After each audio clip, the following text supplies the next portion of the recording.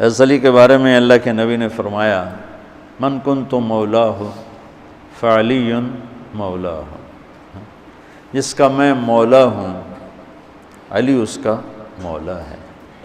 اور یہاں مولا سے مراد دوست نہیں ہے، یہ ہم دوست کا ترجمہ کرتے ہیں آقا، سردار، جس کا میں سردار ہوں علی اس کے سردار ہیں۔ اس کے پیچھے ایک کافی پس منظر میں بہت سی چیزیں ہیں، ان کی صفائی کرنے کے لیے میرے نبی نے غدیر خم پر یہ حدیث بیان فرمائی خطبے میں کہ جس کا میں مولا ہوں اس کا علی مولا ہے۔ تو یہ چند دن پہلے مجھے خیال آیا کہ ہمیں حضرت علی نہیں کہنا چاہیے، ہمیں مولا علی کہنا چاہیے، کہ میرے نبی ہمیں ان کو ہمارا مولا بنا کے گئے ہیں۔ ہم سمجھتے ہیں صرف یہ شیعہ کہتے ہیں مولا علی، وہ صحیح کہتے ہیں، من کنت مولاہ فعلی مولاہ۔ آپ سب کے چہروں پہ میں حیرانی دیکھ رہا ہوں، حالانکہ میں آپ کو صحیح حدیث پیش کر رہا ہوں، من کنت مولاہ فعلی مولاہ، جس کا میں مولا ہوں علی اس کا مولا ہے۔ تو میں اب حضرت علی نہیں کہتا، میں کہتا ہوں مولا علی، کہ ان کا حق ہے۔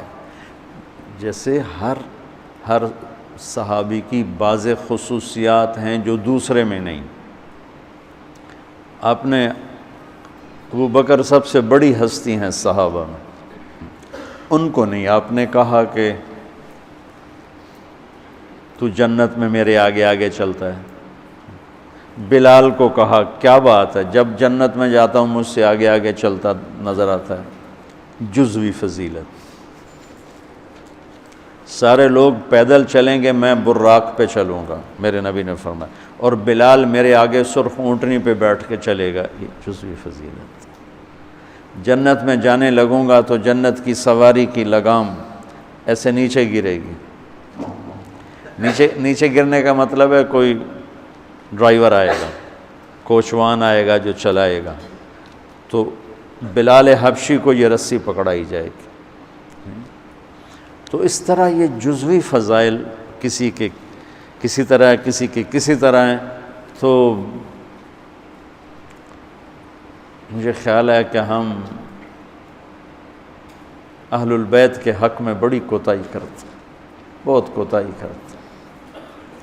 ہم اللہ کے نبی کی اولاد کے تذکرے نہیں کرتے، اس سے ان سے محبت کی گرمی بھی نہیں پیدا ہوتی۔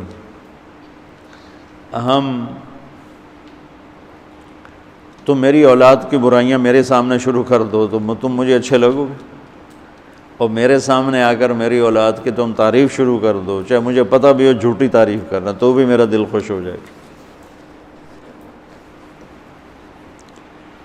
تو ہم نے نا اللہ کے نبی کے گھرانے کے بارے میں بہت کوتاہی کی ہے، بہت کوتاہی کی۔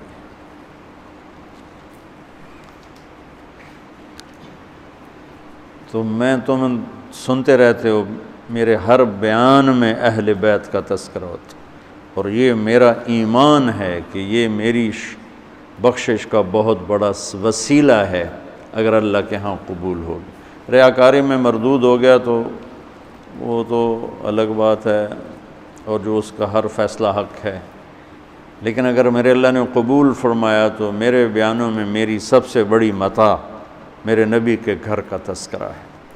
میں اس سے اندر کی محبت سے بھر کے کرتا ہوں،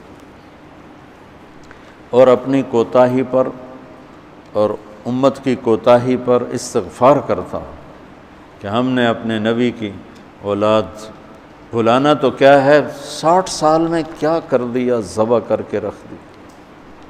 مجھے حیرت ہوتی ہے کہ نبی کا نواسہ ہو اور ادھر سارے نامراد سور قسم کے انسان ہوں، اور پھر ان کے پیچھے لگ کے نبی کے نواسے کو ذبح کر دیا جائے، کچھ سمجھ میں نہیں آتی۔ شاید اللہ ان کے عالی شان مقام طے کر چکا تھا۔ جب وہ سب ساتھیوں نے کہا نا کہ اب واپس چلیں، وہاں ابن زیاد آ چکا ہے، واپس چلیں، تو فرمایا کہ نہیں مجھے جانا ہے۔ ان کا تم موت دیکھ رہے ہو، کیوں جا رہے ہو؟ کہا مجھے میرے اللہ کے نبی خواب میں ملے ہیں، انہوں نے مجھے کچھ بات فرمائی ہے، لہذا مجھے جانا ہی جانا ہے۔